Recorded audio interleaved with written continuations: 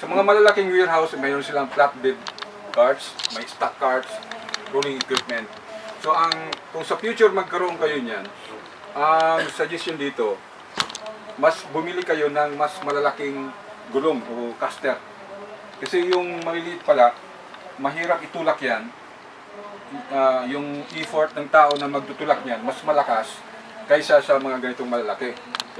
The difference in level of effort required to push a cart with a larger at pero higher quality caster ay malaki rin ang difference. Yung tulak mo lang, lalo na kung may karga pa yan, mabigat, lalo mahirapan ka. Kaya kung bibili kayo ng push cart na may gulong, yung malaking gulong na, huwag yung maliit. Ganun ang principle dyan. Kasi may gulong na may hangin tsaka yung wala, sir. Alin yung mas maganda? Mas maganda yung walang hangin, wala kang problema sa flat tire. Yun naman ang kagandahan. Hindi naman masyadong malaki yun. Mas mahal nga, pero walang ka ng sakit ng ulo sa compressor. So, i-balance mo yan. Kung yung mahal, kung long term, tipid ka naman sa compressor, sa kuryente ng paggawa ng compressor, saka yung sakit ng ulo, saka yung downtime, doon ka na sa walang flat tire. Walang flat tire yung rubber. Mga ganun. So mga ganyan, kahit parang maliit yan, parang hindi nyo mapansinin, pero dapat pansinin nyo. Kasi nga yung pag ginamit nyo na yan, may tao nga hawak niyan, empleyado yan ng company, binabayaran yan, hindi sila efficient. Dahil sa gamit. Pero kung madaling itulak yan, siyempre, ganado sila at the same time efficient. Marami silang magagawa kaysa dun sa mahirap itulak. Hindi lang namin, bubot ng sako lang. Alin? Ang? Hinahatak yung sako, nabubutan yung sako. Sako, hindi niya sinasakay? Wala kaming cart. Eh, dapat meron kayo. Meron kayong mga ano pala ito. May card kayo, mga dalawan man lang. Oo. Kasi kulit niya na.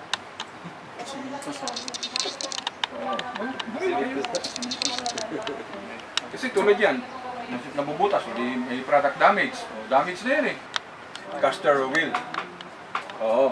So gano'n na lang ang ano nyo. Basta kung bibili kayo ng anumang gamit, gano'n lang isipin nyo. Yung gamit ito, mahirapan ba?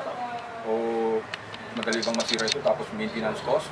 Gano'n palagi isipin nyo para at least kahit na medyo mahal sa umpisa, yung initial cost nga, mahal lang konti. Pero kung yung life cycle cost naman niya ay mas mura overall, yun na ang bilhin nyo.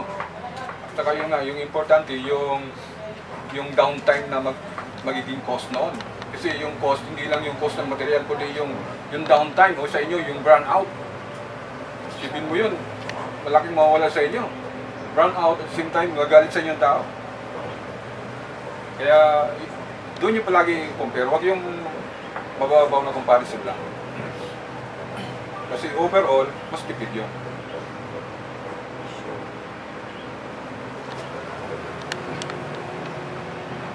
Yan, tulad yan. Kung yung ang pushcart na yan, kung madalas gamitin ng empleyado, maganda na talagang bumili ka ng high quality. Madalas mo lang gamitin eh. Siguro kung paminsan-minsan lang, bibihira, pwede na yung hindi masyadong ano. Pero kung regular ang gamit, dapat lang talaga high quality. Yan. Ano? Illegal din?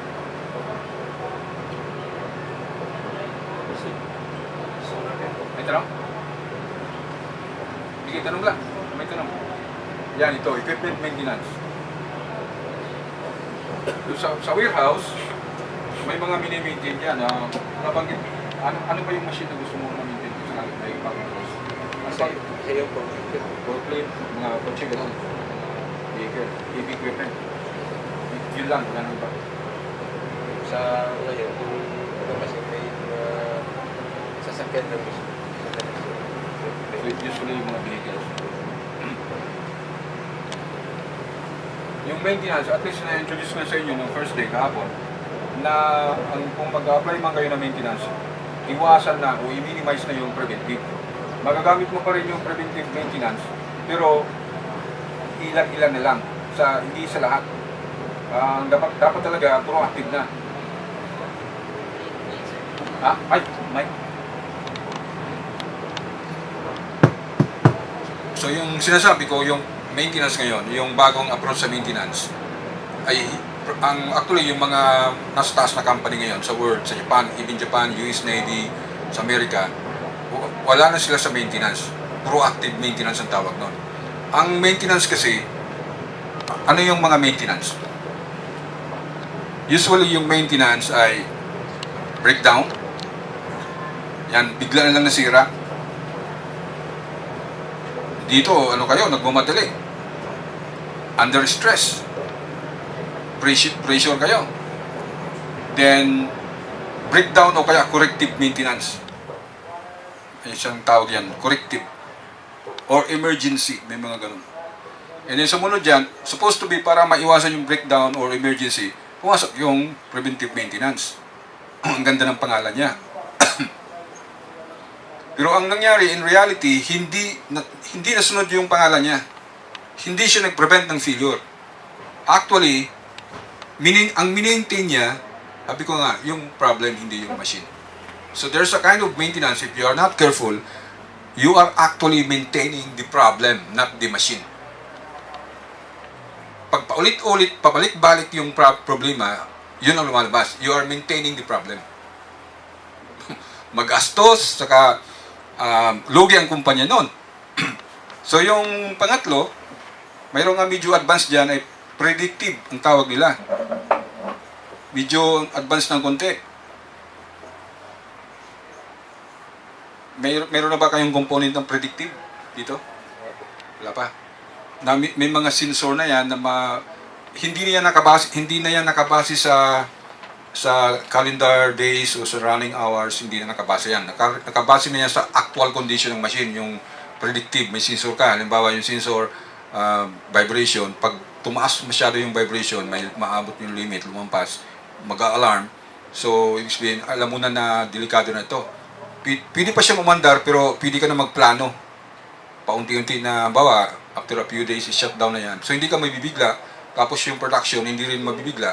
Makapagplano kayo ng maayos na ang damage, halos zero o ma-minimize. Yan ang kagandahan naman yan. Kung ilang taon yan umaandar na walang nasisense na trouble, tuloy-tuloy, sige, wag mong pakialaman. Kung yan ang sabi, yun din ang kagandahan sa predictive. Medyo lang ito, high-tech ang mga gamit dito, mga instrumentation, software, yan, kasama yan dyan. Kaya lang, yung predictive, itong tatlo na to, kung isa-summarize mo yan, i-categorize mo yan, ano yan? Ano sila? Ba't parang mahina ang ano to? Ayaw na sumulat So, yung tatlo na yan, lahat yan is reactive. Nag-react ka lang sa problema. Gumawa ka ng action dahil sa may problema na. Kumbaga sa may sakit ka na, saka ka pumunta sa doktor. Ang tanong ngayon, bakit mo pa hinintay na magkasakit bago ka gumawa ng action mo? Normally, yan ang style ng mga tao. Kaya tuwan-tuwa naman dyan yung mga hospital, mga doktor, mga drugstore, kasi lumalaking kita nila habang nagkakasakit. Mas gusto nga nila magkasakit ka eh. Mapansin mo pag lumalago ang business ng pharmacy, ng mga gamot, ibig sabihin yan, sick ang population ng bansa na yun. Sakitin. Dapat bang ikatuwa yun? The success of hospitals, doctors, drugs, means that country is sickly. Mahihina yan. Kaya kung ako ang isang bansa na may ambisyon, tulad ng China, sasakupin ko yan. Hindi makapaglaban yan. Mahihina yan, sakitin yan eh. Titingnan ko lang yung trend ng kanilang business sa drugs, saka sa hospital. Alam ko na, mahina pala to. Taklihin ko na yan. Anong panlaban yan? Sakitin yan. Kung malulusog yan, medyo hindi ko gagawin. Ganun kaya depende sa success yan eh. Ngayon, kung sa case nyo, successful ang business nyo, magandang kuryente, walang burnout, mura, yun, okay, matutuwa dapat ang yan, mga Pinoy. Pero pag tumaas ang business ng drugs, hindi dapat tayo matuwa kasi sakitin pala tayo. So, parang ganyan. Kasi ang ganito ang concept eh, para hindi nyo malimutan. The best machine is the human body. Makina din to eh. So kung paano mo alagaan yung katawan mo, yun din ang pag-aalaga mo dapat sa machine. Yan ang model. Kumbaga sa siyempre ayaw mo magkasakit, ayaw mong mapilay, ayaw mong ganito. Yun din ang gawin mo sa machine. Ang ganda ng maintenance nun. To give you a brief idea. Kung anong ginagawa mo sa katawan mo, iningatan mo dapat. Ingatan mo rin yung makina. Hindi mo dapat abusuhin yung katawan mo, huwag mo rin abusuhin yung machine. Hindi ka nagbubuhat ng hindi mo kaya. Yung load, bakit yung machine ino-overload mo? Parang ganon. Kung ayaw mong karoon ng slip disc, huwag kang magbuhat nga ng mas mabigat sa kaya mo, ganon din ang machine. Huwag mo siyang kargahan ng excess sa kanyang design load. Forklift, halimbawa, huwag mong kargahan yan ng sobra dun sa load capacity niya. Babaliktad yan. Kaya isa yan sa mga importante nga, kinocompute nyo ba yung load sa forklift? Yung mga operator, bago nila gamitin. May calculation yan, may formula. May course din kami yan, forklift operation safety and maintenance. Kasi yung bawa nga sa warehouse, yung forklift, isa yan sa mga madalas gamitin sa loob, lalo na kung maraming yung mga driver niyan, operator niyan, dapat may training din yan. Saka pangalawa, kasi yung iba, marunong may mag-drive ng kotse, pwede na sa forklift. Magkaiba, hindi pwede. Ang driver ng forklift, iba sa driver ng kotse. Pag yung driver ng kotse, mo sa forklift, disgrasya yan, aksidente yan. Lalo yung gusto na magpabilis, mabilis magpatakbo. Kaya iba. Saka iba ang design ng forklift, ha. Hindi yan for fast speed. Yung mga maneuver niyan, yung mga paliko-liko, ibang klase yan. Pinag-aaralan niya yung tinatawag na P6, may P6 of forklift operation. Kung hindi mo alam yung P6 noon, mga center of gravity, load center, pinag-aaralan yan, fulcrum, pinag-aaralan yan. Yung taas ng load, may effect yan sa Pag hindi alam niya ng operator, ng driver, sigurado disgrasya yan. Either makabangga siya, o maipit siya, o makaipit siya, malaglag yung product, sira. Ganun yan. Ang point dito, pag nagpahawa ka sa isang tao ng sensitive and complicated machine, kailangan talaga training dyan. Naiintindihan niya dapat. So ngayon, ito nga, yung tatlong maintenance, reactive ang category niyan. Nag-react ka, pero may problema na. Kaya nga, the best maintenance, yung proactive. Pag sinabi mong proactive, hindi ka nag-react. Pro, ang ibig sabihin ng pro, before. Yung re, after. So, proactive, ibig sabihin, kung i-apply mo yan sa maintenance, wala pang problema, may ginawa ka ng action, na just in case may problema, alam mo na gagawin mo, hindi ka magugulat, and then effective yung solution. Yan ang sabihin ng proactive. Hindi yung ngayon, yung ginagawa ngayon, breakdown, preventive, predictive, nag-react ka kasi may problema na. Para bang, sabi ko nga sa course na yon, ang maintenance kasi parang gira yan. Maintenance is war. Yan yung magandang analogy. Kayong mga maintenance people, kayong mga sundalo. Yung maintenance manager, siya ang general. Ang kalaban nyo, machine failure and breakdown.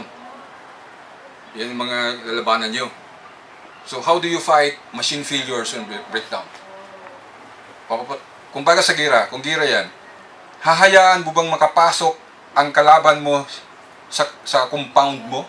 Sa compound ng bahay mo o ng company?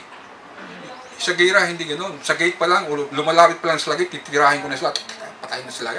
Hindi sila dapat makalapit. Pero sa maintenance, itong reactive, nakalapit na, nakapasok pa. Saka mo tinira, saka mo minachine gun. Ang problema, nakapasok na, may damage na yan. Para bang yung akyat bahay gang, pinaakyat mo muna sa bahay mo, saka mo tinira. Ano yun? May damage na yun. Kung ano nang ginawa sa loob ng bahay mo. Maaaring napatay mo sila, napabilanggo, whatever, pero may damage na. Pinapasok mo eh. So, ang tanong, is that a wise approach or strategy sa war? O sa maintenance? Hindi ah. The best strategy is huwag mong hayaang makalapit man lang. Sigurado wala kang problem. Naghahanda ka, may armas ka, may weapon ka, may strategy ka to prevent them from entering the compound. Yan ang tama, yan the best maintenance. Yan ang proactive maintenance. Ina-anticipate mo yung problem. Yung mga what if scenarios. What if ganito, anong gagawin ko? Ganito pala. Sige, gawa procedure. Yun ang training namin sa nuclear eh. Noong nandoon kami, bali, tinuro kami nung Westinghouse consultant. Part of our training. Nakarating kami sa reactor site. Ang lalaki ng piping doon. Stainless steel, 1 inch ang kapal ng pipe na pwede mong akapin yung pipe sa laki. So ang tanong ngayon sa amin eh, if that pipe will break, what will you do? Sabi namin, sir, hindi kapal niyan eh, saka stainless yan eh, hindi yan bibigay. Ang tanong ko, kung masira nga, anong gawin mo? Hindi kung bibigay o hindi. O nga, no? Yun nga ang tanong pala eh. What will you do if that pipe will break down, lalabas dyan ang radioactive water? Go! Write a procedure. Yun. Kaya, yun ang training namin. So, gawa nga kami ng procedure. Nag-imagine na kami ng mga, ano kayang gawin natin, ganito. So, ganun dapat, yan ang proactive. Wala pa yung problema, mag-isip na kayo ng problema, sa isip nyo lang, and then, make a strategy or procedure how to deal with that problem. Wag mong hintayin actual na nangyari sa kakagawa ng procedure. That's a very losing strategy. Sigurado talo ka niya. Yan ang kaibahan ng ganito. Reactive and proactive. Kaya the best talaga, proactive maintenance. Sa ngayon, ang ina-apply ng mga company, reactive. Kaya magastos.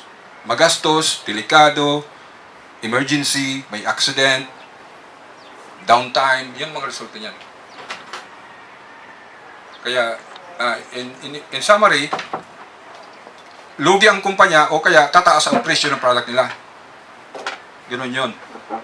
Ang effect ng ganitong maintenance, reactive maintenance, mataas ang production cost and ultimately sa huli, magsasara ang kumpanya. Lugi.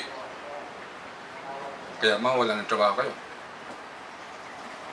Ultimately, it will boomerang to us, to the employees. Ngayon, okay pa kayo.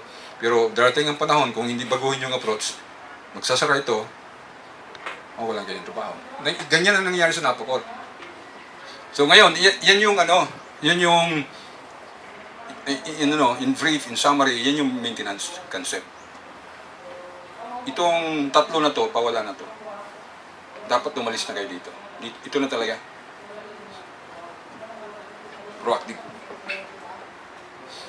Ngayon, may sunod yan, maintenance spray na eh. Yun ang banggit ko. Alam niyo ba yun, meron ng machines na maintenance spray ang tawag. Sa battery, mayroon na yan. Sa transformer, mayroon na yan. Once na binili mo, kinabit mo, huwag mo nang intindihin. So, yun ang tawag, maintenance spray. Sa mechanical, wala pa masyado. Electrical, mayroon na yan. So, any question dito, subject na to? Na-touch ko lang yung summary, at least ma-introduce sa inyo yan. Yung nga, sa warehouse, pwedeng i-apply yan. Kahit saan, basta may maintenance, pwedeng ma-apply yan.